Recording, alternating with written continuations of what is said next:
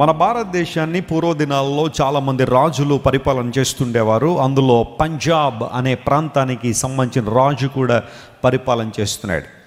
He was one of the most wealthiest Kings in the history of India. భారతదేశ చరిత్రలో అత్యంత సంపన్నమైన రాజుల్లో అతను కూడా ఒకడు. అతనికి ఒకే ఒక కుమార్తె ఉంది, చాలా అందమైన కుమార్తె. ఆమెకు పెండ్లి వయసు వచ్చినప్పుడు రాజుగారు స్వయంవరం ప్రకటించారు.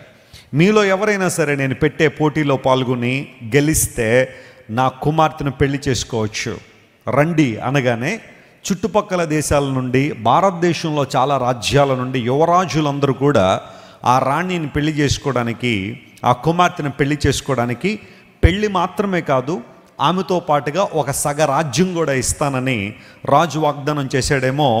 యవనస్తులందరూ కూడా ఆ ప్రాంతానికి వచ్చారు. స్వయంవరం ఏంటండి, ఏం చేస్తే నీ కుమార్తెని ఇస్తావు అనగానే రాజు అన్నాడు, ఏమీ లేదు, పెద్ద ప్రయాసం ఏమి లేదు. నా ముందు ఒక స్విమ్మింగ్ పూల్ ఉంది, వాటర్ పూల్ ఒకటి ఉంది. అది ఒక 100 మీటర్స్ ఉంటుంది. ఈ చివరి నుండి ఆ చివరి వరకు ఎవరైతే ఈదుకుంటూ వెళ్తారో వారికి నా కుమార్తెను మరియు ఆమెతో పాటు సగ రాజ్యాన్ని కూడా ఇస్తాను అని రాజు చెప్పాడు. వెంటనే యువరాజులందరూ 100 మీటర్ల వాటర్ పూల్ మేము ఈదలేమండి, ఇది పెద్ద స్వయంవరమా అనుకుంటున్న సమయంలో రాజుగారు అన్నారు, దానిలో వారం రోజుల నుండి ఏమీ తినని ఒక 12 మొసళ్ళు ఉన్నాయి అన్నాడు. లోపల వారం రోజుల నుండి అవి ఏమీ తింటలేదట. ఓ 12 క్రోకడైల్స్ పెద్ద పెద్ద అందులో ఉన్నాయట. ఇప్పుడు దూకండి అన్నాడు. ఎవరు దూకుతారు? పోన్లేండి, ఇప్పుడు ఆమె దొరకకపోతే ఇంకేమన్నా అయిపోద్దా, ఇంకొకళ్ళు ఎవరు దొరకరా మాకు, ఈమె కోసం ఇప్పుడు అందులో దూకి ఆ మొసలు కాళ్ళు చేతులు పట్టుకు లాగేస్తే మా పరిస్థితి ఏంటి? అందును బట్టి ఇలాంటి స్వయంవరాలు అయితే కష్టం అండి, మేము వెళ్ళిపోతామని చెప్పి చాలామంది యువరాజులు వెళ్ళిపోతున్నారు. కొంతమంది ఎవరైనా దూకుతారేమో చూద్దామని కొంతమంది అలా నిలబడి చూస్తున్నారు. ఈ లోపల ఈమె చాలా దిగులు పడుతుంది, దండ పట్టుకుని. ఎందుకోసం అంటే ఎవరు లేరట. మరి ఎవరు వస్తారమ్మా? మీ నాన్నగారు ఏమన్నా చిన్న విషయం చెప్పాడా? ఈ ఈత కొలంలో 12 మొసళ్ళు ఉన్నాయన్నాడు, దానిలో దూకితే ప్రాణాలు ఉంటాయో లేదు తెలియదు, పెళ్లి గురించి తర్వాత కదా ప్రాణం పోయేలాగా ఉంది. అందును బట్టి మా వల్ల కాదని అందరూ కూడా నిలబడిపోయిన సమయంలో సడన్గా ఒకడు దూకాడు. దూకగానే అక్కడంతా కూడా నిశ్శబ్ద వాతావరణం. వాడు దూకగానే ఆ మొసళ్ళు తరవడం ప్రారంభించే 12 మొసళ్ళు చేస్తూ ఉంటే ఇడిదిరిగి ఎట్టకేలకు అటువైపు వచ్చేసాడు, ఒడ్డుకు చేరిపోయాడు. అందరూ కేకలేస్తున్నారు, అరుస్తూ ఉన్నారు, చప్పట్లు కొడుతూ ఉన్నారు. ఈ అమ్మాయి ఏమో దండ పట్టుకుని ఇక దొరికేయలేక మనకు అనుకుని పరిగెడతా ఉంది ఆ దండ వేసేసి వరించాలని. ఈ సమయంలో వాడంటాడు, నువ్వు ఒక్క నిమిషం ఆగమ్మా, ఎవడు తోసాడో నాకు తెలియాలి ముందు అన్నాడు వాడు. ఎవడో తోసాడా నాయన, నువ్వు దిగలేదనమాట. అయితే వాడికి చాలా ఆక్రోశం వచ్చేస్తుంది, చాలా కంగారు పడి గట్టిగా అరుస్తున్నాడు, అసలు ఎవడరా నన్ను లోపల తోసింది నాకు తెలియాలి ముందు అన్నాడు. అప్పుడు రాజుగారికి అర్థమైంది, మనోడు కావాలని దూకలేదు, ఎవరో తోసేస్తే ఇంకొకసారి పడ్డాడేమో, తప్పించుకునే మార్గంలో అలా ఈదుకుంటూ ఒడ్డుకు వచ్చేసాడు తప్ప ఇష్టపూర్వకంగా అయితే దూకలేదు కాబట్టి నా కుమార్తెను ఇవ్వను అన్నాడు. చాలాసార్లు మనం కూడా ఇష్టపూర్వకంగా చేయడానికి చాలా పనులు ఇష్టపడం, కానీ ఎవరో త్రోసారనో, ఎవరో గెంటేశారనో, ఎవరో రమ్మన్నారనో బలవంతంగా చాలా పనులు మనం చేస్తూ ఉంటాం. అయితే గమనించండి ప్రియులారా, దేవుణ్ణి ఆరాధించే విషయంలో మనం బలవంతంగా చేసే పని కాదు ఇది. హృదయపూర్వకంగా, మనస్ఫూర్తిగా, with all your heart, with all your mind, with all your soul, నీ పూర్ణ ఆత్మతోనూ, పూర్ణ మనస్సుతోనూ, పూర్ణ వివేకముతోనూ నీ దేవుణ్ణి ప్రేమించాలి అనేది దేవుని వాక్యం సెలవిస్తున్న మాట. కొంతమంది భక్తి జీవితం ఎలా ఉంటుందంటే తోపుడు పళ్ళులాగా ఉంటుంది. చెప్పండి, తోపుడు పళ్ళు ఏం చేయాలి? ప్రతిరోజు వాటిని తొయ్యాల, తోస్తేనే కదులుతుంది, లేకపోతే అది అక్కడే ఉన్నట్టుగానే తోపుడు బళ్ళ వ్యవహారం ఉంటుంది. కొంతమంది భర్త తొయ్యాలి భార్యనే, అమ్మ ఆదివారం పద దేవుని మందిరానికంటే వదకు తేపండి గొర్రెపిల్లలో కూర్చుంటుంది ఇక్కడ వచ్చి. అస్సలు ఆనందం ఉండదు, సంతోషం ఉండదు. ఆరాధించమంటే ఆరాధించదు, వాక్యం వినమంటే నువ్వు వినలే, మార్పు రావాల్సింది నీలోగా నాలో ఏం కాదులే అనుకుంటుంది. కొంతమంది భర్తలను కూడా అలాగే త్రోసుకుని రావాల్సిన పరిస్థితి. ఇంక యవ్వనస్తులను అయితే ఇంక చెప్పక్కర్లేదు ఇంకా కదా, లోకంలో ఎక్కడికి వారిని త్రోయాల్సిన అవసరం లేదు కదా. దేవుని మందిరానికి అనేసరికి 3 రోజులు నువ్వు మొదలు పెట్టాలి. తల్లి రే ఆదివారం వస్తుంది ఆయన, సిద్ధపడిన ఆయన మందిరానికంటే వాడు ఏదో కోల్పోయినట్టు కూర్చుంటాడు. ఇక్కడ దేవుని కార్యాలను ఏది చేసినా, ఎప్పుడు చేసినా మనస్ఫూర్తిగా చేయి, హృదయపూర్వకంగా చేయి.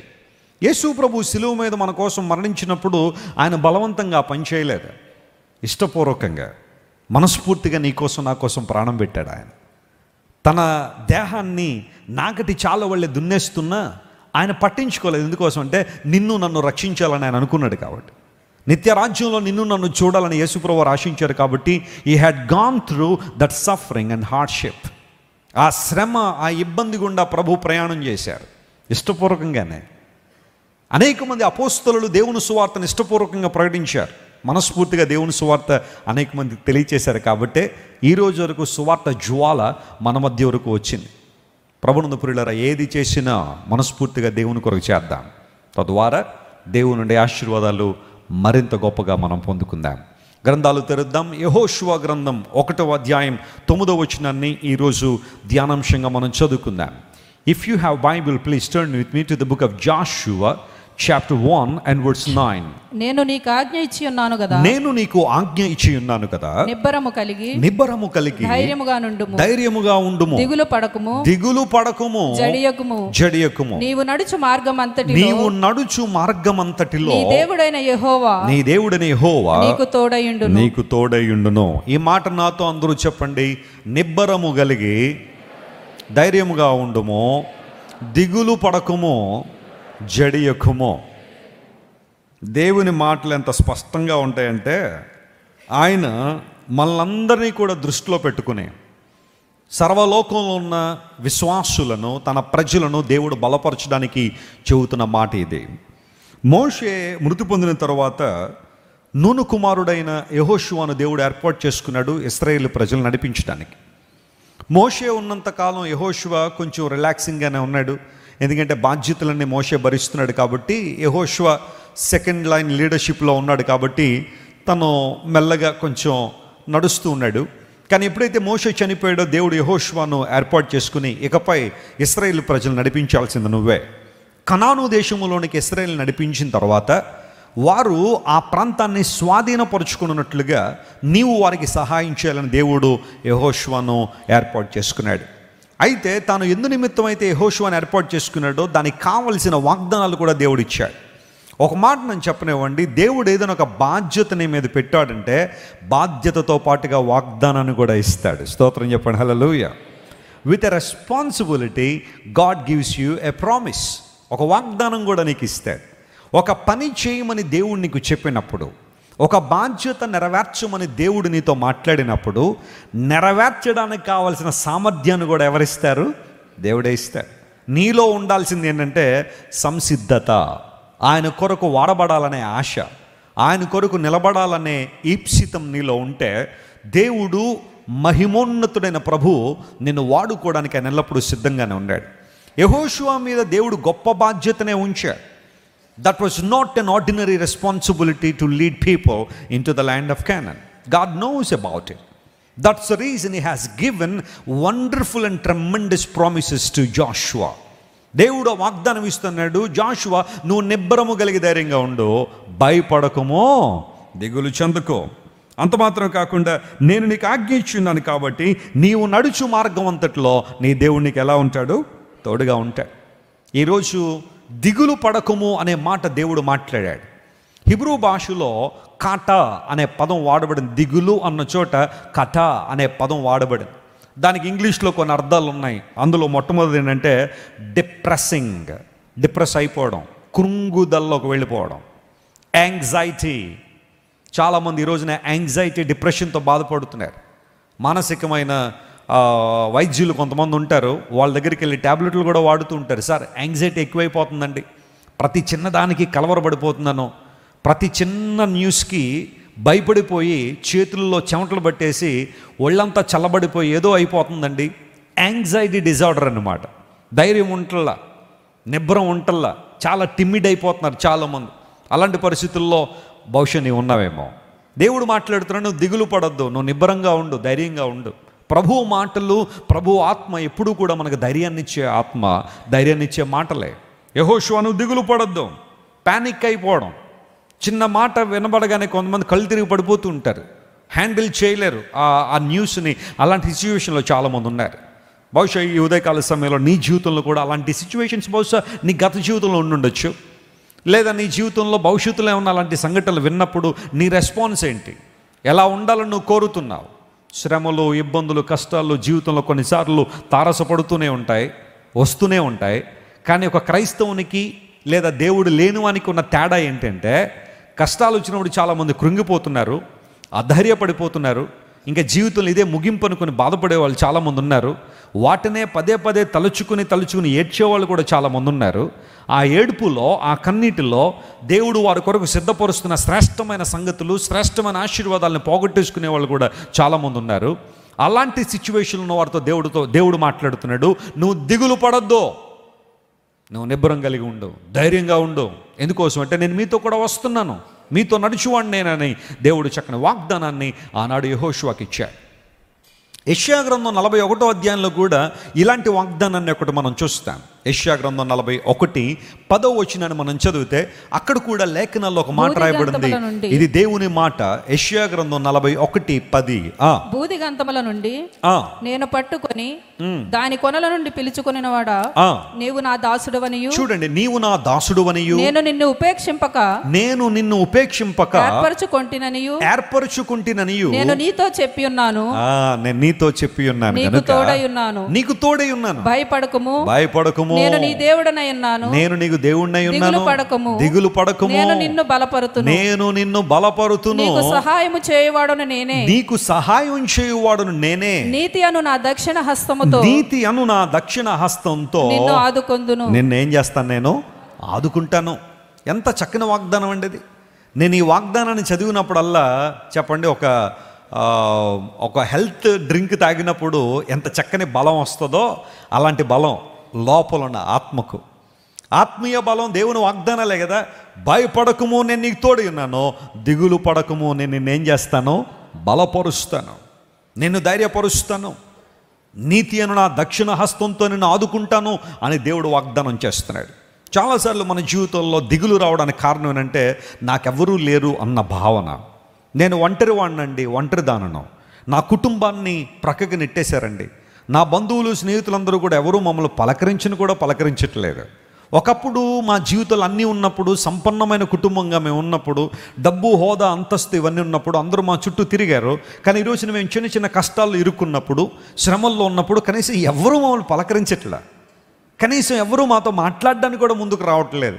ఎందుకంటే ఒకవేళ పలకరిస్తే ఏదైనా సహాయం చేయాల్సి వస్తుందేమోనని ముఖం చాటేశారని ఎంతోమంది ఈ రోజుల్లో దిగులు పడుతున్న వాళ్ళని నేను చూశాను. అలాంటి సిచ్యువేషన్లు నీవు ఉంటే, ఏ రకమైన దిగులు నీలో ఉన్నా, ఏ రకమైన యాంగ్జైటీ నీలో ఉన్నా, ఏ విధమైన అప్రహెన్షన్ నీలో ఉన్నా, ఏ రకమైన పానిక్ సిచ్యువేషన్లు నీవు ఉన్నా, ప్రతి చిన్నదానికి భయపడుతున్న దేవుడు మరొక్కసారి తన వాగ్దానంతో నేను బలపరచాలని కోరుతున్నాడు. నువ్వు దిగులు పడొద్దు. ప్రపంచంలో 2 రకాల ప్రజలు మనం తీసుకుంటే, ఒక రకమైన ప్రజలు దిగులు పడ్డానికి కారణం వారున్న పాప స్వభావం లేదా పాప జీవితం మనిషికి దిగులు తీసుకొచ్చింది. మరొక గుంపు ఎవరంటే, వారు ఎదుర్కొంటున్న శ్రమలు, కష్టాలు జీవితంలో వాటిని బట్టి దిగులు పడేవాళ్ళు కొంతమంది ఉన్నారు. నీ జీవితంలోనే ఏ దిగులైనప్పటికీ కూడా ప్రభు పాదాల దగ్గర నువ్వు వచ్చినప్పుడు, ఆయనకు నీ జీవితాన్ని అప్పగించినప్పుడు, ఆయన నీ జీవితంలోని దిగులను తొలగించి ధైర్యాన్ని ఇవ్వడానికి ఆయన ఇష్టపడుతున్నాడు. బైబిల్ గ్రంథంలో కయీను అనబడే వ్యక్తి ఉన్నాడు. అందరూ చెప్పండి, అతని పేరేంటి? కయీను. ఆదాము హవ్వలు పాపం చేసిన తర్వాత వారు ఏదెను తోట నుండి బయటకు వెళ్ళగొట్టబడ్డారు. They were banished from the garden of Eden. వెళ్ళగొట్టారని గెంటేశాడు అనమాట దేవుడు. వాళ్ళు బయటికి వెళ్ళిపోయిన తర్వాత ఆదాము హవ్వలకి ఒక కుమారుడు పుట్టాడు. హవ్వ అతనికి ఓ పేరు పెట్టింది. ఏమనంటే కేయిన్ అనే పేరు పెట్టింది, కయీను అనే పేరు పెట్టింది. నేను సంపాదించుకున్నాను ఒక మనుష్యుని అనుకుని కయీను అని పేరు పెట్టింది. ఆ తర్వాత వారికి ఏబెల్ అనబడే మరొక కుమారుడు కూడా కలిగాడు. హేబెలు అనే కుమారుడు కలిగాడు. ఒక రోజున వాళ్ళిద్దరూ కూడా దేవునికి అర్పణ చెల్లించాలని దేవుని సంధికి వచ్చారు. కయీను తన పొలములో నుండి తీసుకొచ్చిన వాటిని ప్రభుకి సమర్పించాడు. హేబెలు తన దగ్గర ఉన్న మందలో నుండి ఒక శ్రేష్టమైన బలిని ప్రభు దగ్గర తీసుకొచ్చాడు. లేఖనం సెలవిస్తూ ఉంది, దేవుడు ఎవరి బలిని అంగీకరించాడు? హేబెలు బలిని అంగీకరించాడు. ఎందుకు? కయీను తెచ్చింది దేవునికి ఇష్టం కాదా? వచ్చాడే దేవుని సన్నిధికి, తీసుకొచ్చాడే ఏదో ఒకటి తీసుకొచ్చాడని చెప్పి దేవుడు సంతోషపడకుండా ఒకరిని తృణీకరించి ఒకరిని ఎందుకు దేవుడు అంగీకరించాడు అని ప్రశ్నించుకుంటే, కయ్యను తీసుకొచ్చిన ఆ అర్పణలో పొరపాటు లేదు. కయ్యను తీసుకొచ్చిన అర్పణను గురించి అక్కడ ఆక్షేపణ కాదు, కానీ అర్పించే హృదయాన్ని దేవుడు ఆక్షేపించాడు. కయ్యను మనసు బాలేదు, అతని హృదయం బాలేదు, అతని జీవితంలో దేవునికి అవిధేయమైన కార్యాలన్నీ ఉన్నాయి కాబట్టే దేవుడు అతను తీసుకొచ్చిన అర్పణను ఏం చేయలేదు, అంగీకరించలేదు. అక్కడ అర్పణ ప్రాబ్లం కాదు, అక్కడ అర్పించే హృదయంలో ఏముంది, సమస్య ఉంది. దేవుడు హేబేలు యొక్క అర్పణ గుర్తించాడు, అంగీకరించాడు. వెంటనే కయ్యని కోపం వచ్చింది. కయ్యనికి రావాల్సింది కోపం కాదు, ఒకలాంటి అవగాహనలోకి రావాలి. నీ అర్పణ దేవుడు ఎందుకు అంగీకరించాడు, నాది ఎందుకు అంగీకరించలేదు, నేను కూడా నీకులాగానే పవిత్రమైన హృదయంతో దేవుని సందుకు వస్తాను అని తాను సరిచేసుకోవాల్సింది పోయి కయ్యను తన తమ్ముని మీద ఏం పెంచుకున్నాడు, కోపాన్ని పెంచుకున్నాడు. మనందరికీ తెలుసు, హేబేలును పొలంలో హత్య చేశాడు, చంపేశాడు. ఇప్పుడు ఆ మాటను, ఆ సందర్భాన్ని మనం జాగ్రత్తగా పరిశీలన చేస్తే లేఖనం ఒక మాట చెబుతుంది, చూడండి. అదే ఆదికాండము 4వ అధ్యాయం 12వ వచనం చదివితే దానిలో ఒక మాట రాయబడింది. ఆదికాండము 4:12లో ఈ మాట ఉంది, నీవు నేలను సేద్యపరుచునప్పుడు అది తన సారము ఇక మీదట నీకు ఇయ్యదు, నీవు భూమి మీద దిగులు పడుచు చెప్పండి, ఏ దిమ్మరట, దేశ దిమ్మరి. ఇంగ్లీష్లో ఫ్యూజిటివ్ అనే పదం వాడారు. దేశ దిమ్మరిగా బ్రతుకుతున్నావు, నీవు భూమి మీద దిగులు పడుతూ సంచరిస్తావు. ఎందుకు అంటే ఈ శాపవచనం కయ్యను మీదకి ఎందుకు ప్రకటించబడింది అంటే, కయ్యను తన తమ్ముడిని ఏం చేశాడు, హత్య చేశాడు. అపవాది యొక్క ప్రేరణకు లొంగిపోయి కయ్యను దేవునికి దూరంగా బ్రతకడం ప్రారంభించాడు. కయ్యను హేబేలు గురించి చాలా విషయాలు మనం ధ్యానం చేయొచ్చు, కానీ సందర్భాన్ని బట్టి చెబుతున్నాను, కయ్యను దిగులు పడ్డానికి కారణం అతను చేసిన పాపమే, అతని అక్రమమే. చాలాసార్లు నీవు చేస్తున్న పాపం నీలో దిగులు తీసుకొస్తుంది. పాపం చేసేవాడు కొంచెం ధైర్యంగా ఉన్నట్టు కనబడతాడు కానీ ఆ పర్టికులర్ మూమెంట్లో, కానీ ఆ తర్వాత ఆ పాపపు జ్ఞాపకాలు అతను వెంటాడుతున్నప్పుడు దిగులు పడతాడు, కంగారు పడతాడు, వేదన పడుతూ ఉంటాడు. ఒకసారి ఓ ప్రాంతంలో ఒక వ్యక్తి మరొక వ్యక్తిని హత్య చేశాడట. అతన్ని తీసుకెళ్ళి చెరసాలలో పెట్టారు. జైల్లో పెట్టిన తర్వాత ఒక లాయర్ ఆ వ్యక్తి గురించి వాదించడానికి కోర్టుకు వచ్చాడు. ఎంతో ప్రయత్నం చేస్తున్నాడు. మా క్లయింట్ అలా చేయలేదు, ఇలా చేయలేదు, ఇలా చేయలేదు, అలా చేయలేదని రకరకాలుగా చెప్పి విడిపించాలని ప్రయత్నం చేస్తూ ఒక రోజున ఆ జైల్లో ఉన్న ముద్దాయి దగ్గర ఆ వ్యక్తి దగ్గరికి వచ్చి అంటున్నాడు, బాబు నేను ప్రయత్నం చేస్తున్నా, ఏ విధంగా బయటికి తీసుకొచ్చాను, కంగారు పడకు అంటే ఆ వ్యక్తి తల కొట్టుకుని ఏడ్చాడట.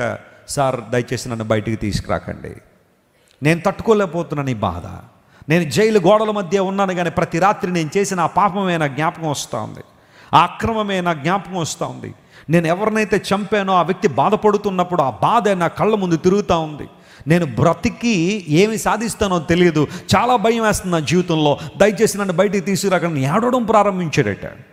ఆ లాయర్ అన్నాడు, మేమేదో ప్రయాసపడి ఎట్టకెళ్ళని బయటికి తీసుకోవడానికి ప్రయత్నం చేస్తూ ఉంటే నువ్వేంటే ఎలా మాట్లాడతావు? అవును సార్, నా శరీరం అయితే ఈ జైలు గోడలోంచి బయటకు వస్తుందేమో కానీ నా మనసు మాత్రం రావట్లేదు, బందీగా మారిపోయాను, ఏడుస్తున్నాను, రాత్రులు దుఃఖపడుతున్నానని ఆ వ్యక్తి చెప్పాడట.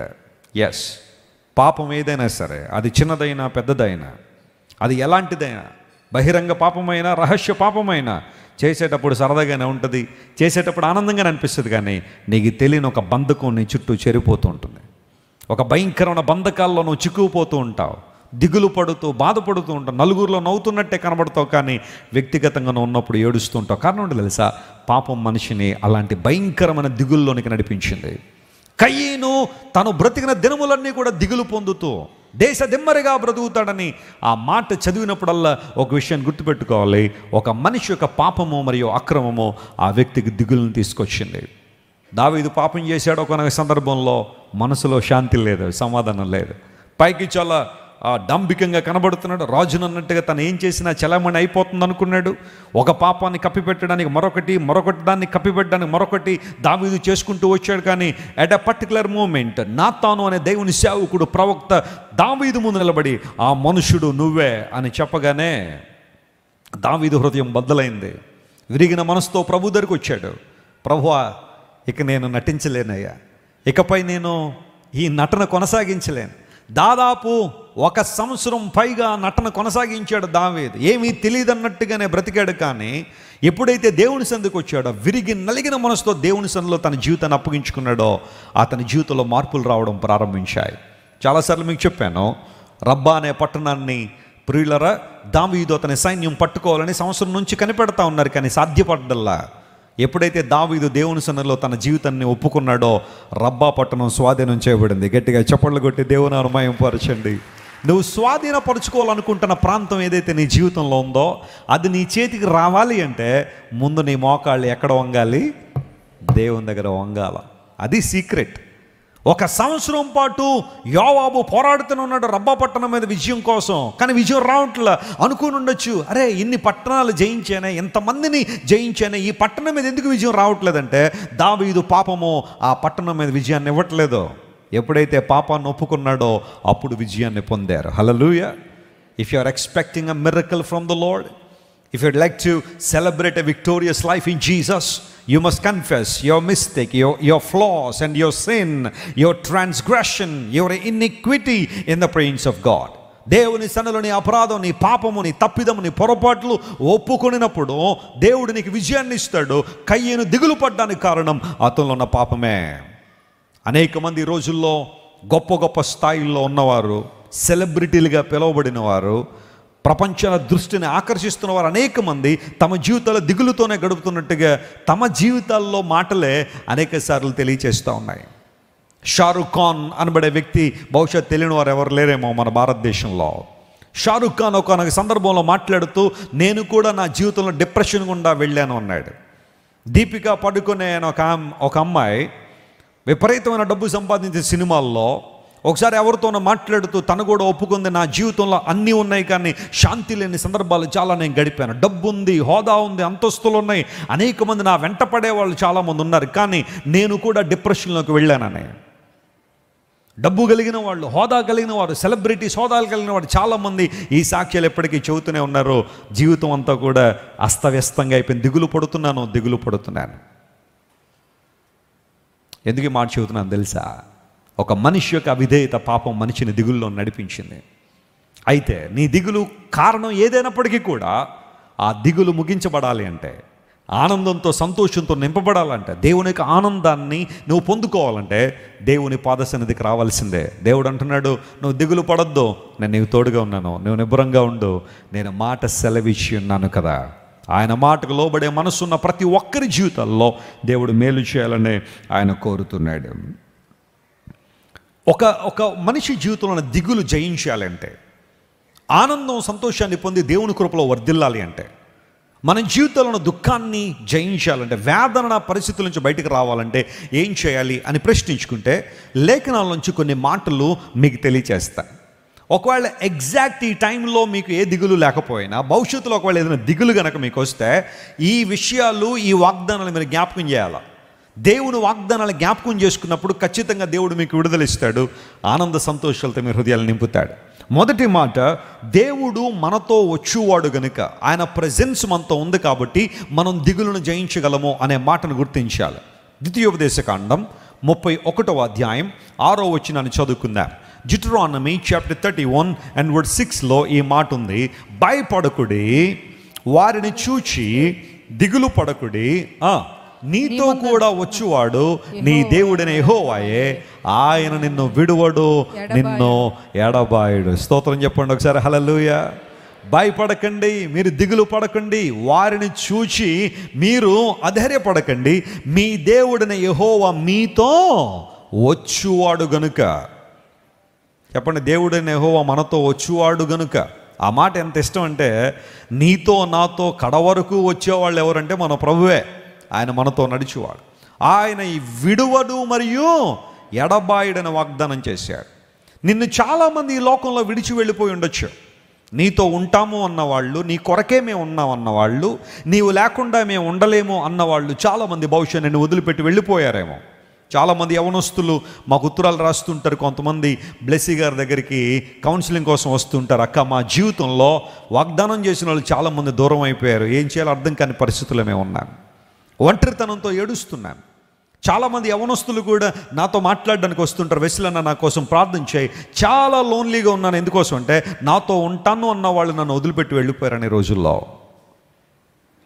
విపరీతమైన బాధలు, కష్టాలు చాలామంది ఎదుర్కొంటున్న పరిస్థితి. ప్రపంచంలో ఒకప్పుడు ఎలా ఉండేది అంటే, ఇది న్యూస్ పేపర్లో వచ్చిన విషయం, నేను కొత్తగా చెప్పేది ఏం కాదు. ఒకప్పుడు ఇంతకు ముందు కాలంలో ఏముండేదంటే అబ్బాయిలు అమ్మాయిలను మోసం చేసి వెళ్ళిపోతుండేవారు. ఇప్పుడు అది రివర్స్ అయింది అంటున్నారు కొంతమంది. ఏమన్నా తెలుసా, అమ్మాయిలే అబ్బాయిలను ఏం చేసేస్తున్నారట, మోసం చేసి వెళ్ళిపోతున్నారట. ఇది అందరూ ఇలా ఉంటారని నేను అంటల్లా, అందరినీ సంయుక్తంగా నేను మాట్లాడడం లేదు, కానీ కొంతమంది ఇలాంటి ఉద్దేశాలతో ఉన్నారని. చైనా దేశంలో ఒక అమ్మాయి ఫేస్బుక్ అకౌంట్ ఓపెన్ చేసిందట. ఓపెన్ చేసి అందరికీ రిక్వెస్ట్లు పంపించిందట. పంపించి అక్కడ రిక్వెస్ట్ ఓకే అవగానే ఐ లవ్ యూ అని పంపించేదట. ఇంకా ఐ లవ్ యూ అనగానే అబ్బాయిలు ఆగుతారా, గిరగిర తిరిగిపోతూ ఉండేవాడు. అబ్బా ఎంతకాలానికి ఎవరో నన్ను ప్రేమిస్తారు అనుకొని ఇంకా అక్కడ నుంచి చాటింగ్ మొదలుపెట్టి అది చాలా లోతుగా ఆ చాటింగ్ వెళ్ళిపోతుండే. ఈ లోపల ఒక సంవత్సరంలో ఫిబ్రవరి 14 వచ్చిందట. World wide Valentine's day celebrate చేస్తారు ఆ రోజు, ప్రేమికుల దినోత్సవం అని. నిజమైన ప్రేమకు అర్థం తెలియకుండానే చాలామంది ప్రేమికుల దినోత్సవం అని ఏదో శారీరకంగా జరుపుకునే వాళ్ళు ఉంటారు. నిజమైన ప్రేమకు అర్థం తెలిసిన వాడు చాలా ఉన్నతమైన ఆధ్యాత్మిక వాళ్ళతో ఎదుగుతారు, కానీ శారీరక ఆకర్షణే వ్యామోహాన్నే ప్రేమ అనుకునే వాళ్ళు చాలామంది. ఈ లోపల ఫిబ్రవరి 14 వస్తున్నప్పుడు ఆమె తను ఇప్పటిదాకా ఎంతమందికి అయితే ఐ లవ్ యూ అని పంపించిందో వాళ్ళందరికీ ఒక మెసేజ్ డ్రాఫ్ట్ చేసి పంపించింది. నీవు నన్ను నిజంగా ఇష్టపడితే నాకు ఒక ఐఫోన్ కొనివ్వాలని అడిగిందట. ఇంకా వెంటనే ఆ ఆఫర్ రాగానే కుర్రోళ్ళు ఆగారా. ₹1,00,000 ఐఫోన్ అంటే చిన్న విషయమా? యాపిల్ ఫోన్ ఈ రోజుల్లో ₹1,00,000. ఇంకా వెంటనే అందరూ కూడా మార్కెట్కి వెళ్ళడం, వాళ్ళ అమ్మ నాన్న దగ్గర డబ్బులు తీసుకోవడం, ఏదో అవసరం ఉందని చెప్పి ఐఫోన్ కొనేసి ఆ అమ్మాయికి ఇచ్చేశారట. మీకు విషయం తెలుసా, 400 ఫోన్లు కలెక్ట్ చేసిందంట. అలాగా ఎంత మాస్టర్ మైండ్ అండి. 400 ఫోన్లు అంటే 400 మందిని లైన్లో పెట్టింది. 400 ఫోన్లు కనెక్ట్ చేసిన తర్వాత ఫోన్ స్విచ్ ఆఫ్ చేసేసి ఆ 400 ఐఫోన్లు మార్కెట్లో అమ్మేసింది. ఒక్కోటి ₹1,00,000 అంటే 400 ఫోన్లు ఎంత వచ్చినాయి? 4 కోట్లు. చిన్న విషయం, 4 కోట్లు అంటే 4 కోట్ల రూపాయలతో చైనాలో పెద్ద ఇల్లు కొనేసుకుందంట. ఆ అమ్మాయి ఆ ఇంట్లోకి వెళ్ళిపోయింది, కానీ కుర్రోళ్ళందరూ హాస్పిటల్లో జాయిన్ అయిపోయారు. ఎందుకోసం? ఓ పక్కన ఫోను పోయింది, రెండో పక్కన ప్రేమికురాలు పోయింది. ఇలాంటి మోసాలు అయితే జరగట్లేదు. బహుశా కొన్ని ప్రాంతాల్లో అమ్మాయిలు మోసం చేయడం చూస్తూనే ఉన్నాను. నీతో ఉంటాను, సదాకాలం నీతో ఉంటాను అని వాగ్దానం చేసిన వాళ్ళు చాలామంది ఈ రోజుల్లో నీ జీవితంలో కనబడటం లేదు. కానీ దేవుడు అలాంటోడు కాదు. నిన్ను విడవను ఎడబాయనను వాగ్దానం చేసిన దేవుడు. ఆకాశం భూమి అయినా గతించిపోతాయి, కానీ ఆయన మాత్రం నిన్ను విడిచిపెట్టే ప్రసక్తే లేదు. నమ్మిన వారు దేవుని స్తోత్రం చెప్దాం. హల్లెలూయా. He is the Lord who never leave us nor forsake us. ఎప్పుడు మనల్ని విడిచిపెట్టువాడు కాదు. You can feel his presence at any moment in your life. You can feel God's presence wherever you are. నువ్వు ఉన్న స్థలంలోనే, నువ్వు ఉన్న ప్రాంతంలోనే దేవుని యొక్క ప్రభావం అనే శక్తిని నువ్వు స్పష్టంగా అనుభవించగలవు. God is with you. దేవుడు నీతో ఉన్నాడు, సదాకాలము నీతో ఉండువాడు ఆయన. ఎంత గొప్పవాడు ఆయన, ఎంత మహిమగల దేవుడు ఆయన. 2001 సంవత్సరంలో నేను సింగపూర్ అనే దేశానికి వెళ్ళాను. అప్పటికి ఎంత, నాకు 19 సంవత్సరాల వయసు. ఎక్కడంతోనే ఇంటర్నేషనల్ ఫ్లైట్ ఎక్కేసాను నేను. అప్పటిదాకా ఫ్లైట్ కూడా ఎక్కలా, డొమెస్టిక్ ఫ్లైట్స్ ఏమి ప్రయాణం చేయాల. ఎక్కడమే డైరెక్ట్ ఇంటర్నేషనల్ ఫ్లైట్ చెన్నైలో వెళ్ళి, అప్పుడు హైదరాబాద్ నుండి ఫ్లైట్లు చాలా తక్కువ. శంషాబాద్ ఎయిర్పోర్ట్ అప్పటికి లేదు, బేగంపేట ఎయిర్పోర్ట్ మాత్రం ఉండేది. అక్కడ నుంచి చాలా కాస్ట్ ఉండేవి, టికెట్స్ అన్నీ కూడా ఎక్స్పెన్సివ్. చెన్నై నుండి టికెట్ చాలా తక్కువ ఉండేది కాబట్టి చెన్నై బుక్ చేసిన తర్వాత సర్కార్ ఎక్స్ప్రెస్లో నేను, మా అమ్మగారు, మా నాన్నగారు ముగ్గురం ప్రయాణం చేసుకుని చెన్నై వెళ్ళిన తర్వాత ఎయిర్పోర్ట్లో నన్ను డ్రాప్ చేసి మా తల్లిదండ్రులు వెనక్కి వచ్చేసారు. ఫ్లైట్ ఎక్కిన తర్వాత నేను సింగపూర్లో దిగ్గానే క్రిస్టఫర్ గారు అని ఒక బ్రదర్ సింగపూరియన్, ఆయన నన్ను రిసీవ్ చేసుకున్నారు. కార్ ఎక్కించుకుని వాళ్ళ ఇంటికి తీసుకెళ్ళిన తర్వాత పై అంతస్తులో, 3వ అంతస్తులో నాకు ఒక రూమ్ సెట్ చేసి ఇచ్చారు. ఇచ్చిన తర్వాత వాళ్ళందరూ కూడా నాన్ ఇండియన్స్, ఎవరు ఇండియన్స్ కాదు, అందరూ చైనీస్. ఆ కుటుంబం అంతా కూడా వాళ్ళ ఇరుగు పొరుగు వాళ్ళందరూ కూడా చైనీసే, వాళ్ళ ఫ్రెండ్స్ అందరూ చైనీసే. అక్కడికి వెళ్ళిన తర్వాత for the first time 19th ఇయర్లో, 19వ ఏటలో వెళ్ళడంతోనే చైనీస్తో చాలామంది ఉండడంలో నాకు ఒకలాంటి లోన్లీనెస్ డెవలప్ అయిపోయింది. అప్పటి వరకు మా తల్లి, మా తండ్రి, నా బ్రదరు, నా సిస్టరు, సంఘం వీళ్ళందరితో ఉన్నానేమో. సడన్గా ఒక్కసారి ఎక్కడో ఐసోలేట్ అయిపోయినట్టుగా, చాలా ఇబ్బందికర వాతావరణంకి వెళ్ళిపోయినట్టుగా అనిపించారు. ప్రార్థన చేస్తున్నా, ప్రభువా నేను ఓవర్కమ్ చేయాలి, నేను లోన్లీనెస్ బాగా ఉంది, ఇక్కడ ఎవరు నాకు తెలిసిన వాళ్ళు ఎవరు లేరు, అందరూ పరాయి వాళ్ళ గట్రా అనిపిస్తూ ఉంది, లాంగ్వేజ్ డిఫరెంట్, ఫుడ్ డిఫరెంట్. ఆయనకి నేనంటే ఎంత ప్రేమో నేను చెప్పలేను, చాలా ఇష్టం నేనంటే. కానీ ఆ ప్రేమ కొన్నిసార్లు నాకు ఇబ్బంది పెట్టేసింది. ఎందుకోసం అంటే నేను ఆ ఇంట్లోకి అడుగు పెట్టగానే జాన్ లంచ్ చేద్దాం అన్నారు. లంచ్ అనగానే గవ్వలి టేబుల్ దగ్గర కూర్చోగానే పెట్టారండి లంచ్. మామూలుగా లేదు అది, అన్నీ ఉడకబెట్టినాయే, కొన్ని ఏం పచ్చివి. చికెన్ తింటామన్నారు. చికెన్ ఎందుకు తినండి, బ్రహ్మాండంగా తింటాను అనగానే ఆ చికెన్ అంతా తీయగా ఉంది, పంచదార పాకంలో వేసి ఇచ్చారు దాన్ని. సరే ఇలాంటి కూరలు నేను తినలేనండి. అవునా, సారీ జాన్ ఫిష్ తింటావా అన్నారు. ఫిష్ అవుతే ఓకేనండి అనగానే అది కనీసం ఉడకబెట్టడం కూడా ఉడకబెట్టలేదు, అది పచ్చి ఆ చేపల్ని ఏదో సూప్లో వేసేసి ఇచ్చేశారు. ఎంజాయ్ అన్నారు. ఏం ఎంజాయ్ సార్, నేను పచ్చి చేపలండి. మా అమ్మగారికి అసలు చిన్నప్పుడు చేపల వాసన అంటేనే గిట్టేది కాదు. అందును బట్టి చేపలు చాలా తక్కువ తినేవాళ్ళం మేము.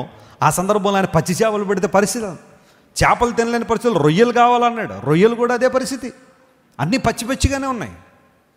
ఇలాంటి లంచ్ అయితే చాలా కష్టం అని చెప్పి వెంటనే ఇంకా ఇబ్బంది అయిపోయింది, లోన్లీనెస్ ఫీల్ అయ్యాను. గదిలోకి వెళ్ళి ఇంటికి ఫోన్ చేశాను మా అమ్మగారికి, మమ్మీ నేను రేపు ఫ్లైట్ ఎక్కి వచ్చేస్తాను మమ్మీ అన్నాను. ఇదేంటి ఆయన, ఏదో ఆశతో వెళ్ళావు, ఒక 20 రోజులు అక్కడ ఉండడానికి పరిచర్య కోసం వెళ్ళావు, అప్పుడే వచ్చేస్తానంటే ఎలా కుదరదును, ఉండాల్సిందే. ప్రార్థన చేశా దేవుని సన్నిధిలో, దేవుడు 20 రోజులు అక్కడే ఉండడానికి ప్రభువు every moment I felt the presence of God with me. నా జీవితంలో ప్రతి సందర్భంలో దేవుని యొక్క ఆ సన్నిధిని, ఆయన కృపను సంపూర్ణంగా నేను అనుభవించగలిగాను. ఎందుకు చెబుతున్నా అంటే కొన్నిసార్లు అందరూ ఉండి కూడా ఒంటరితనంగా ఉండాల్సిన పరిస్థితులు కొన్ని ఉంటాయి. లోన్లీనెస్ అనేది నీ జీవితంలోకి రావచ్చేమో. ఆ పర్టికులర్ టైంలో నువ్వు జ్ఞాపకం చేసుకోవాల్సింది ఏంటో తెలుసా, నేను నిన్ను విడవను, నిన్ను ఎడబాయను. ఎంత ప్రేమపూర్వకమైన వాగ్దానం అది. దిగులు పడద్దు నా కుమారుడా, నా కుమార్తె, ఎందుకోసం అంటే నేను నీతో కూడా వచ్చేవాడను, నేను నీతో నడిచేవాడిను. యేసుప్రభువు వారు మరణాన్ని జయించి తిరిగి లేచిన తర్వాత 2 శిష్యులు ఎమ్మాయి అనే ప్రాంతానికి వెళ్తున్నారట. చెప్పండి, ఆ ప్రాంతం పేరేంటి? ఎమ్మాయా అమ్మాయా? బాబు పురుషులు కొంచెం సరిగ్గా పలకాల మాట. అమ్మాయి అంటే మళ్ళీ ప్రాబ్లమ్స్ వస్తాయి. ఎమ్మాయి అనే గ్రామానికి వెళ్తున్నారు.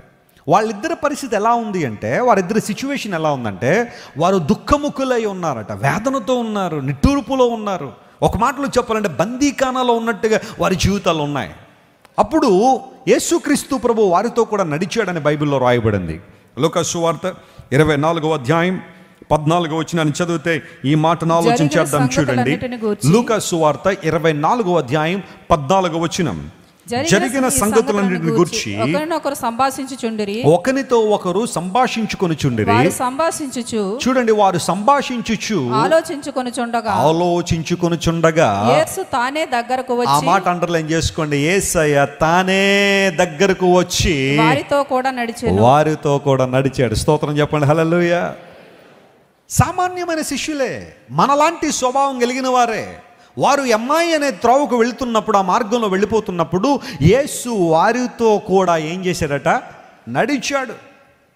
నీతో కూడా వచ్చువాడు నీ దేవుడిని యెహోవాయే గనుక నువ్వు భయపడొద్దు అని ద్వితీయోపదేశకాండం 31వ అధ్యాయంలో చదివిన మాటను జ్ఞాపకం చేసుకుంటే, సరాసరి యేసు ప్రభు ఈ లోకానికి వచ్చిన తర్వాత యెరూషలేము నుండి ఎమ్మాయి మార్గానికి వెళ్ళిపోతున్న 2 శిష్యులను ప్రభు పట్టించుకున్నాడు. వెళ్ళిపోతున్నారా? పోతే పోనే అనలా యేసు ప్రభు. మనమైతే అలా అంటామేమో, నా అవసరం లేకుండా పోతున్నాడా, పోనే మళ్ళీ వస్తాడులే ఎప్పుడోకప్పుడు అని మనం కచ్చగట్టుకుని కూర్చుంటాం. మనల్ని ఎవరైనా నిందిస్తే పోతే పోయారులే అంటాం. దూరం అయిపోతుంటే వెళ్ళిపోతే వెళ్ళిపోని అని మనం కాంప్రమైజ్ అయిపోతుంటాం. కానీ దేవుడు అలా అంటాడు కాదు. ఎమ్మాయి వైపు వెళ్ళిపోతున్న వాళ్ళు, యెరూషలేముకు కరెక్ట్గా ఆపోజిట్ సైడ్లో ఉంటుందట ఎమ్మాయి. యెరూషలేము నుండి ఆపోజిట్లో డైరెక్షన్లో వెళ్తే అమ్మాయి వెళ్తారు. అంటే యెరూషలేము దేవుని స్థలం అయితే, దేవుని మందిరం అయితే, ఈ 2 యవనస్తులు కూడా అమ్మాయి వైపుగా వెళ్ళిపోతున్నారు. ఎందుకంటే వారిలో ఒక దుఃఖం ఉంది, ఒక వేదన ఉంది. ఇంతకాలం ప్రభుతో ఉన్నాం, ఇప్పుడు ఆయన చనిపోయాడు, మా పరిస్థితి ఏంటి? Who will walk with us? Who can care for us? మా కొరకు ఎవరు ఆలోచన చేస్తారన్నట్టుగా ఈ ఇద్దరు యవ్వనస్తులు వెళ్తుంటే, అయితే ఒక మంచి పని చేశారు. వాళ్ళు వెళ్తూ వెళ్తూ ఏం చేశారట? సంభాషించారట. ఎవరి గురించి ఆ సంభాషణ అంటే, ప్రభు అయిన యేసే గురించి మాట్లాడుకుంటూ వెళ్తున్నప్పుడు యేసు ప్రభు వారితో కూడా ఏం చేశారట? ఆయన నడిచాడు. ఎంత గొప్ప దేవుడు అండి ఆయన!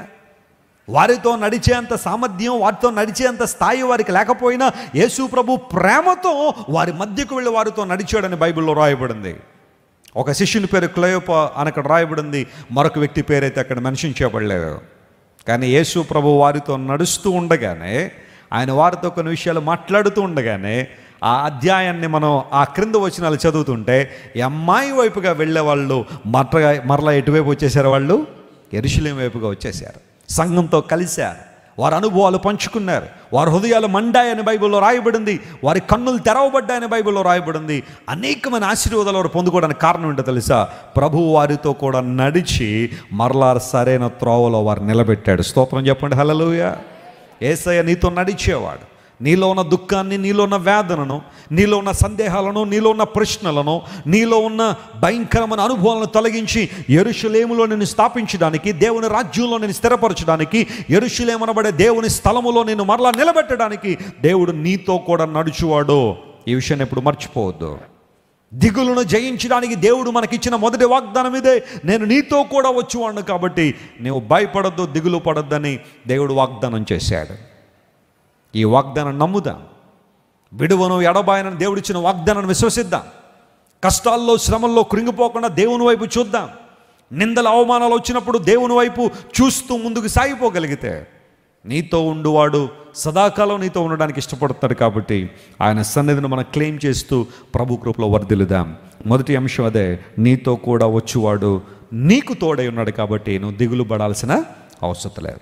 రెండో అంశం దగ్గరికి వద్దాం. చూడండి, దినవృత్తాంతముల 2వ గ్రంథం 32వ అధ్యాయం 7వ వచనం మనం చదివితే అక్కడ ఒక అమూల్యమైన విషయాన్ని లేఖనాల్లో మనం గమనిస్తాం.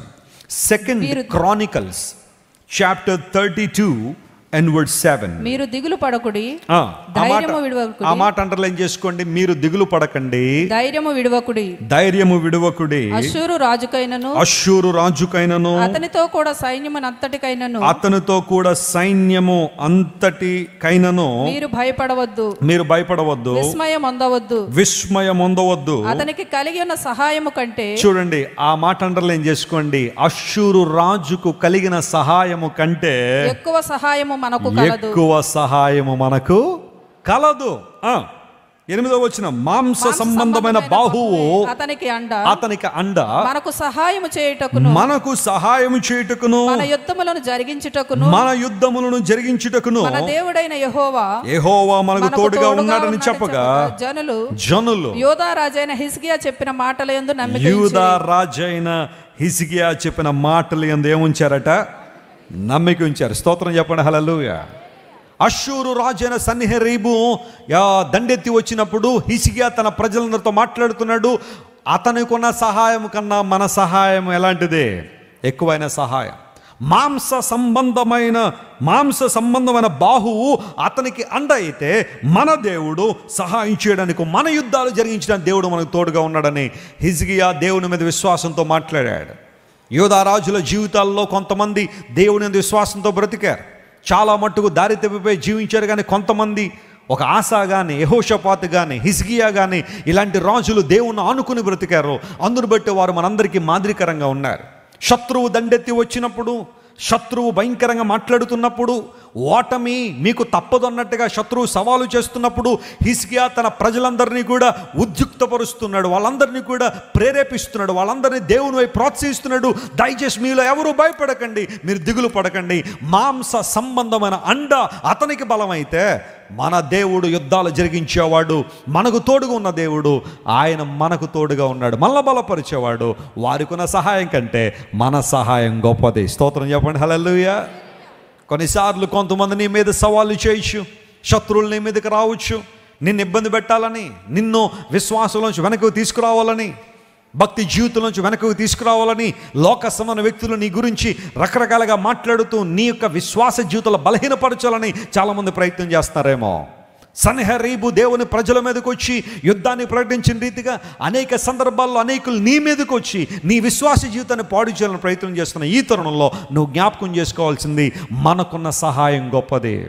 ఎందుకోసం అంటే ఈ సహాయాన్ని ఎక్కడి నుంచి పొందుకుంటున్నామంటే భూమి ఆకాశములు సృజించిన దేవుని దగ్గర నుండి సహాయాన్ని పొందుకుంటున్నాం. ఈ సహాయం చాలా గొప్పది, మనకున్న సహాయం గొప్పది. విశ్వాసంతో ఈ మాటను, ఈ వాగ్దానాన్ని క్లెయిమ్ చేయగలవా? దేవునికి ఒక పేరు ఉంది, ఎబినెజర్ అనే పేరు ఉంది. ఎబినెజర్ అంటే అర్థం ఏంటో తెలుసా? సహాయము అని అర్థం. దేవుడు మనకు సహాయం చేస్తే, ఆయన మనల్ని నిలబెడితే ఆ సహాయం ఎంత గొప్పదో అనేక మంది జీవితాలను మనం పరిశీలించడం వల్ల లేఖనాల్లో గమనిస్తున్నాం. హిజ్కియా తన ప్రజలను బలపరుస్తున్నాడు. మన పక్షముగా యుద్ధములు జరిగించే దేవుడు ఆయన. ఇశ్రాయేలు జీవితంలో ఎన్నో భయంకర పరిస్థితులు వారు ఎదుర్కొన్నారు. ఫర్ ఎగ్జాంపుల్, వారు ఐగుప్తు నుంచి బయటికి రాగానే కనాను వైపుగా ప్రయాణం చేస్తున్నప్పుడు రెఫీదీం అనే ప్రాంతానికి వచ్చారు. అందుకు చెప్పండి, ఆ ప్రాంతం పేరేంటి? రెఫీదీం. అక్కడికి రాగానే అమాలేకీయులు ఇశ్రాయేలు మీదకి వచ్చేసారు. ఎందుకోసం? ఇశ్రాయేలు చాలామంది ఉన్నారు, 6 లక్షల మంది కాల్బలం, స్త్రీలను పిల్లల్ని లెక్కిస్తే ఒక 20 లక్షల మంది. వాళ్ళ దగ్గర వెండి బంగారం ఇవన్నీ ఉన్నాయి, ఎందుకంటే ఐగుప్తీయులు ఇచ్చారు వాళ్ళకి. అవన్నీ తీసుకుని వారు బయలుదేరి వచ్చేస్తున్నారు. వారి సంపద దోచుకోవాలనో లేకపోతే వారిని మట్టుబెట్టడం వలన ఇశ్రాయేలు ప్రజలను ఇబ్బంది పెట్టాలని అమాలేకీయులు ఆలోచన చేసి ఇశ్రాయేలు మీదకి వచ్చారు. యెహోషువ యుద్ధం చేస్తూ ఉన్న సమయంలో మోషే గారు ఆ ప్రక్కనే చిన్న కొండ ఉంటే ఆ కొండ మీదకి వెళ్ళాడు. ఆయన వెళ్ళిన తర్వాత అతనితో పాటు మోషే గారి యొక్క సహోదరుడు, ఆయన పేరేంటి? అహరోను. మోషే గారి యొక్క సహోదరి, ఆమె పేరు మిరియాము. మిరియాం గారికి ఒక భర్త ఉన్నాడు, ఆయన పేరేంటో తెలుసా? హూరు. ఈ అహరోను మరియు హూరు అంటే తమ్ముడు మరియు అక్కగారి భర్త కదా. వాళ్ళిద్దరూ కూడా మోషే గారితో పైకి వచ్చారు. మోషే గారు చేతులు ఇలా పైకెత్తుతున్నప్పుడు క్రింద యుద్ధంలో ఎవరు విజయం సాధిస్తున్నారు? ఇశ్రాయేలు విజయం సాధిస్తారు. It is more clear and it is more evident that Israelites were getting victory. అయితే మోషే కాసేపటికి చేతులు లాగి, ఎందుకంటే ఎక్కువసేపు చేతులు పైకి ఉంచిన పరిస్థితులు కాదు కాబట్టి మోషే చేతులు అలా కిందకి దింపేసేసరికి అక్కడ అమాలేకులు ఏం పొందుతున్నారు? విజయాన్ని సాధిస్తున్నారు. ఇప్పుడు అహరోను హూరు గారు ప్రక్కన నిలబడి మోషే గారు ఒకసారి చేతులు పైకి ఎత్తన్నాడు. వెంటనే మోషే గారు అలా చేతులు పైకి మళ్ళీ ఇశ్రాయేలు ఏం చేస్తున్నారు? చాలా చక్కగా పోరాడుతున్నారు, విజయం సాధిస్తారు. మోషే గారు ఒకసారి కిందకి దింపేయండి అనగానే చేతులు క్రిందకి దింపేగానే అమాలేకులు విజయం సాధిస్తుంటే వీళ్ళిద్దరికీ ఒక విషయం అర్థమైపోయింది అహరోను గారికి.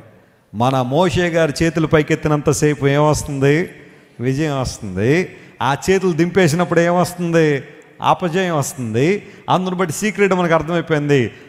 అహరోను, నువ్వు ఆ చెయ్యి ఎత్తిపొట్టు అన్నాడు. వెంటనే అహరోను గారు మోషే గారి చేతికి సపోర్ట్ ఇచ్చాడు, ఆ చేతులు లేపి ఉంచారు. ఇటు ప్రక్కన హూరు చేయి నిలబెట్టాడు. ఆ మోషే గారి చేతులు రెండు ఎదురు పట్టుకోగానే క్రింద యెహోషువ గారు ఏం చేశారు? అమాలేకుల మీద విజయాన్ని సాధిస్తున్నారు. మనకున్న బలము వారికున్న బలము కన్నా గొప్పది, మనకున్న సహాయం వారికున్న సహాయం కన్నా గొప్పది. మోషే చేతులు పైకెత్తినప్పుడు ఎందుకు విజయం వచ్చింది? దేవుడు ఏం చెప్పాలనుకున్నాడు? మనకి ఏ వర్తమానాన్ని మనకి ఇవ్వాలని ఆశిస్తున్నాడంటే జాగ్రత్తగా గమనించండి. మన చేతులు పైకెత్తడం అనేది సంపూర్ణంగా మనం దేవునికి సమర్పించుకోవడం. స్తోత్రం చెప్పండి, హల్లెలూయా. కొన్నిసార్లు పోలీసు వాళ్ళు పిస్టల్ పట్టుకుని పరిగెట్టి ఎవరో ఒకరిని కనుగొనగానే హ్యాండ్స్ అప్ అంటారు. అంటే హ్యాండ్స్ అప్ అంటే అర్థం ఏంటి? నువ్వు చేతుల పైకెత్తే చూస్తామని అర్థమా? చేతుల పైకెట్టంటే అర్థం ఏంటి? కంప్లీట్గా నేనేమైపోతున్నాను? సరెండర్ అయిపోతున్నాను. హ్యాండ్స్ అప్ అనగానే సరెండర్ అయిపోతున్నా. ఇప్పుడు మోషే తన్ను తాను సంపూర్ణంగా దేవునికి ఏం చేశాడనమాట? సమర్పించుకున్నాడు. రెండవది చేతులెత్తడం దేవుని సన్నిధిలో ప్రార్థన చేయడానికి సాదృశ్యం. మళ్ళీ మనం సమర్పించుకుని దేవుని సన్నిధిలో ప్రార్థనలో కనిపెట్టినప్పుడు దేవుడు మనకి విజయాన్ని ఇచ్చే దేవుడు. అనారోగ్యాలు నీ మీద శత్రువులుగా పడ్డాయా? ఆర్థిక సంబంధ ఇబ్బందుల్లో ఇరుక్కుపోయి అనేక ఇబ్బందులు పడుతున్నావా? నీ జీవితంలో నీ ఆఫీసులో కావచ్చు, నువ్వు పనిచేస్తున్న స్థలంలో కావచ్చు, అదొక ప్రైవేట్ సెక్టర్ కావచ్చు, ఒక గవర్నమెంట్ సెక్టర్ కావచ్చు, నీ ఉన్న ఆ పరిస్థితుల్లో ప్రతికూలతలు ఎదుర్కొంటున్నావా? Start praying today. ఈరోజు చేతులైతే ప్రార్థన చేయ దేవుని సన్నిధిలో సంపూర్ణంగా నువ్వు సమర్పించుకో. ఎంత ఎక్కువగా దేవునికి నువ్వు సమర్పించుకుంటావో నీ విజయం నీకు అంత దగ్గరగా ఉంది. దేవుని నామమున స్తోత్రం కలుగును గాక. హల్లెలూయా. The more you surrender yourself to God, the closer you are to get victory. హిజ్కియా తన ప్రజలందరితో మాట్లాడుతున్నారు, మీరెవరు కంగారు పడకండి, మీరెవరు అధైర్యపడకండి, ప్రభువు మనతో ఉన్నాడు, మనకున్న సహాయం చాలా గొప్పది. మాంస సంబంధమైన అండ అతనికి ఉందేమో కానీ మన దేవుడు మనకు తోడుగా ఉండి మన పక్షాన యుద్ధములు జరిగించువాడని చాలా స్పష్టంగా హిజ్కియా తెలియజేశాడు. అందునిమిత్తం మనం దిగులు పడడానికి లేదు. When you surrender yourself, God works for you. The battle belongs to God. యుద్ధమో యెహోవాదే అని దేవుని లేఖలో రాయబడింది. మూడో మాట దగ్గరికి వద్దాం. అందరూ జాగ్రత్తగా గమనించండి. దేవుడు మాట్లాడుతున్న మూడో విషయం, మనం ఎందుకు దిగులు పడకూడదు అని ప్రశ్నించుకుంటే, మూడో మాట యెషయా గ్రంథం 51వ అధ్యాయం 7వ వచనాన్ని మనం చదువుకుందాం. యెషయా గ్రంథం 51వ అధ్యాయం 7వ వచనం చదివితే అందులో ఒక మాట రాయబడింది. నీతి అనుసరించు వారలారా నా మాట వినుడి. నీతిని అనుసరించు వారలారా నా మాట వినండి. నా బోధను హృదయం అందుంచుకున్న జనులారా, నా బోధను హృదయమందుంచుకున్న జనులారా ఆలకించుడి. ఆలకించుడి. మనుషులు పెట్టు నిందకు భయపడకుడి. చూడండి, మనుషులు పెట్టు నిందకు మీరేం చేయకండి, భయపడకండి. వారి దూషణ మాటలకు దిగులు పడకూడదు. వారి దూషణ మాటలకు మీరేం చేయకూడదు, దిగులు పడకూడదు. కొంతమందిని ఉద్దేశించి దేవుడు ఈ మాటను ఈరోజు మాట్లాడుతున్నాడు. మనుష్యులు పెట్టు నిందలకి మీరేం చేయకండి. బహుశా ఈరోజు ఇక్కడికి వచ్చే ముందు కూడా, దేవుని మందిరంలో అడుగు పెట్టడానికి ముందు కూడా ఎవరో నిన్ను సవాలు చేస్తున్నారేమో. నీ సంగతి చూస్తామని, నువ్వు ఎలా అభివృద్ధి పొందుతావో చూస్తామని, నువ్వు ఎలా విజయం సాధిస్తావో చూస్తామని, నువ్వు ఎలా పైకి వస్తావో చూస్తామని, నువ్వు ఎలా పాస్ అవుతావో చూస్తామని, నువ్వు ఎలా ఉన్నతమైన స్థితికి ఎగబాకుతావో చూస్తామని, నువ్వు ఎలా ఈ సమస్యను గట్టెక్కుతావో చూస్తామని బహుశా ఇక్కడికి వచ్చే ముందు కూడా ఎవరో నేను సవాల్ చేస్తున్నారేమో. నీ మీద దూషణ మాటలు పలికారేమో, భయంకరంగా నీ గురించి మాట్లాడుతున్నారేమో. లేఖనం సెలవిస్తూ ఉంది, నీతిని అనుసరించు వారలారా నా బోధను హృదయమందు ఉంచుకున్న వారలారా. ఇప్పుడు మనుషుల యొక్క దూషణ మాటలను, వారి నిందలను జయించాలంటే మనలో ఉండాల్సిన ఒక క్వాలిటీ ఏంటంటే, దేవుని మాటలు, దేవుని బోధ ఎక్కడుండాలట, హృదయమందు ఉండాలట. ఆ ఫుట్ నోట్లో దానికి ఏం రాసిందో తెలుసా? మీరు చూశారు కదా ఆ వచనాన్ని మనం చదివితే. యెషయా గ్రంథం 51వ వచనంలో నా బోధను హృదయమందు ఉంచుకున్న జనులారా ఆలకించుడి అన్న చోట ఫుట్ నోట్లో ఏం రాశాడు చూడండి, హృదయపూర్వకంగా నా బోధను అనుసరించి జనులారా. హృదయపూర్వకంగా తన బోధన ఏం చేయాలట, అనుసరించాలి. మొదట మనం విన్నాం కదా, చాలామంది ఎవరో బలవంతం మీద ఏదో చేస్తూ ఉంటారు. కానీ దేవుడు అన్నాడు, హృదయపూర్వకంగా నా బోధన మీరు ఏం చేయండి, అనుసరించండి. That's your part. నువ్వు నేను చేయాల్సిన పని అది. నువ్వు నేను చేయాల్సిన పని ఏంటంటే హృదయపూర్వకంగా దేవుని బోధన అనుసరించడం. నేటి దినాల్లో చాలామంది బోధ వినేవాళ్ళు ఉన్నారు. చాలా మంచి విషయమే. ఇలాంటి సంఘాలు, దేవుని వాక్యం వినేవాళ్ళు ఉన్నారు, ఆన్లైన్లో వాక్యాలు వినేవాళ్ళు ఉన్నారు, టీవీల్లో వాక్యం వినేవాళ్ళు ఉన్నారు, పుస్తకాల్లో వాక్యాలు చదివేవాళ్ళు ఉన్నారు, బైబిల్ చదివేవాళ్ళు చాలామంది ఉన్నారు. ఏదో విధంగా వాక్యాన్ని వింటున్న వాళ్ళు చాలామంది ఉన్నారు. కానీ ఇక్కడ ప్రశ్న ఏంటంటే, విన్నవారు ఎంతమంది దేవుని వాక్యానుసారంగా బ్రతుకుతున్నారు? ఇది ప్రశ్న. అందరి కోసం వదిలిపెట్టేస్తే నీ గురించి నువ్వేం చెప్తావు చెప్పు. వాక్యాన్ని అనుసరించి నడుస్తున్నావా, లేదా వాక్యాన్ని వినేసి వెళ్ళిపోయే వ్యక్తిగా మాత్రమే ఉన్నావా? దేవుని మందిరంలో ఉన్నంతసేపు వాక్యాన్ని వింటున్నట్టుగా కనబడుతున్నావు, కానీ మందిరం దాటి వెళ్ళిపోయిన తర్వాత మరలా నీ జీవితం మామూలేనా? నీ జీవితం లోకానుసారంగా ముడిపెట్టబడిందా?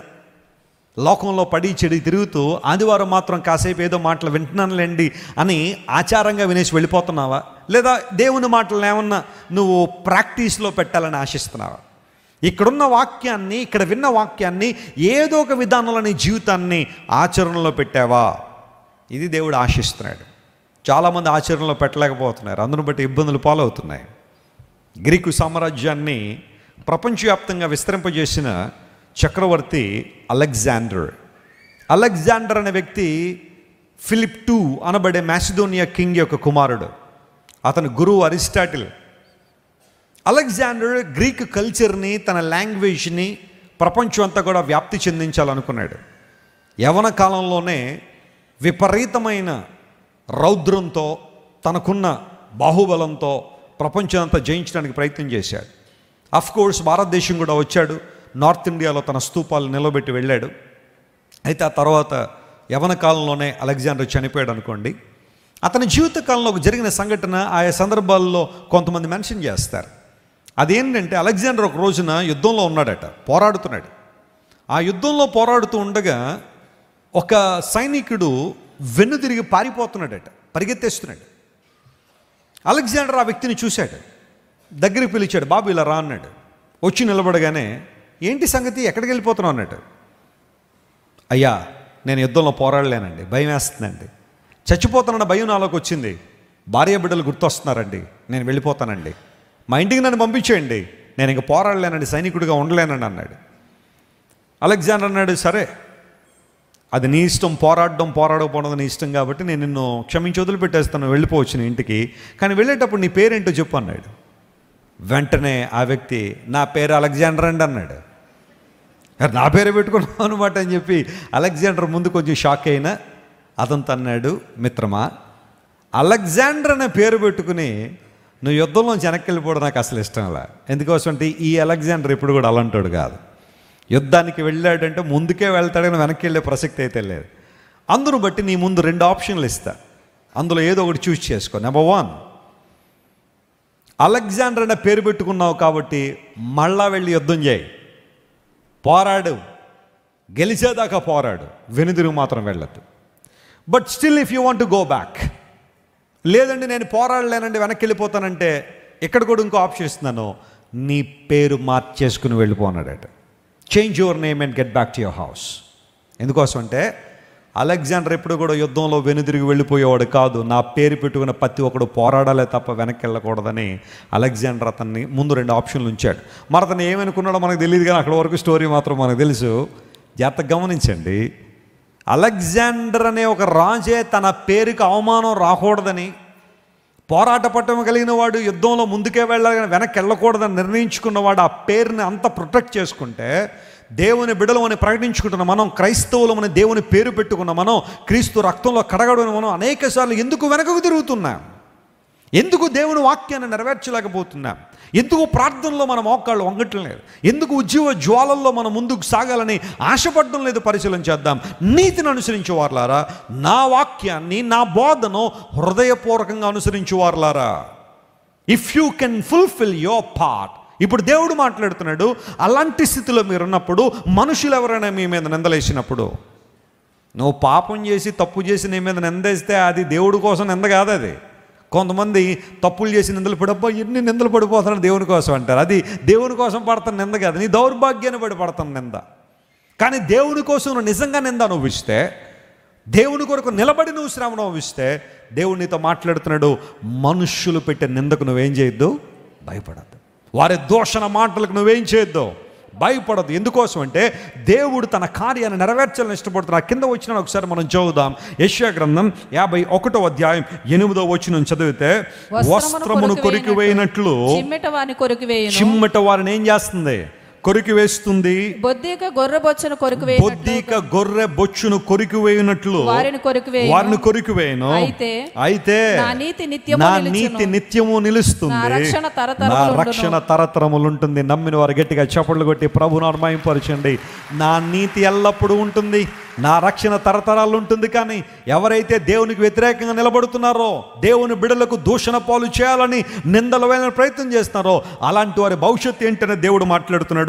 వస్త్రము కొరికివేయినట్లు చిమ్మట వారిని ఏం చేస్తుంది, కొరికేస్తుంది.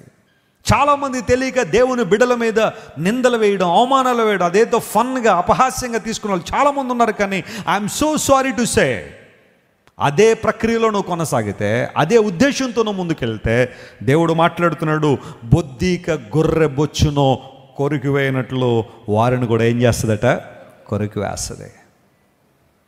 అయితే దేవుని బిడ్డలకు భవిష్యత్తు ఏంటి? ఎవరైతే నీతిని అనుసరిస్తున్నారో, ఆయన బోధన అనుసరిస్తున్నారో, వారికి ఇవ్వబడే రక్షణ ఎప్పుడు ఉంటుందట, తరతరములు.